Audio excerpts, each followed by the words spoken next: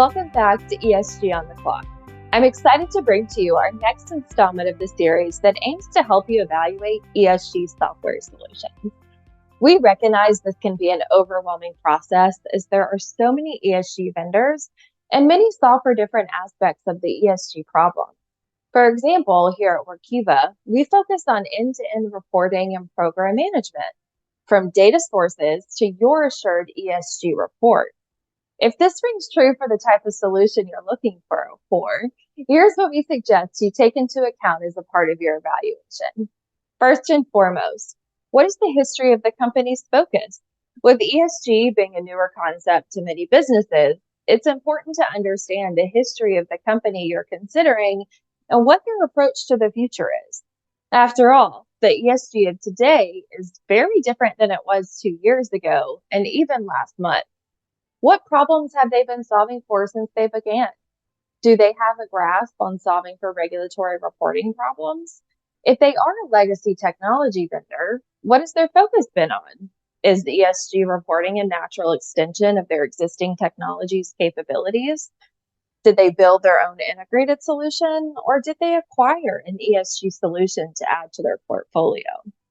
A question you should always feel empowered to ask any technology vendor is what their retention rate is for their customers. This is often an indicator of the level of investment they provide to support and enable your use of the technology, as well as how they'll continue to develop the solution. You can always ask what features are on the roadmap, as well as how they determine what items get prioritized. This leads me to my next question. Does the company employ subject matter experts in the ESG space? This can be an invaluable addition to any technology vendor as the ESG landscape is continually evolving and they need to understand the impact to your company's processes and reporting requirements. Also, what steps are they taking on their own ESG journey? On the next episode, we'll touch on different types of ESG technology providers, as you'll find very few vendors can solve for the entire ESG puzzle. That being said, what's their partner network look like? Do they have existing relationships with vendors that can help fill gaps? Or provide advisory services if you're just getting started on your ESG journey?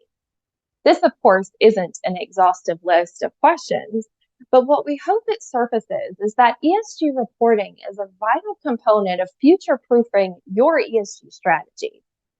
Stay tuned for the upcoming episodes of ESG on the Clock, where we dive into specific functional considerations as a part of your ESG evaluation. See you next time.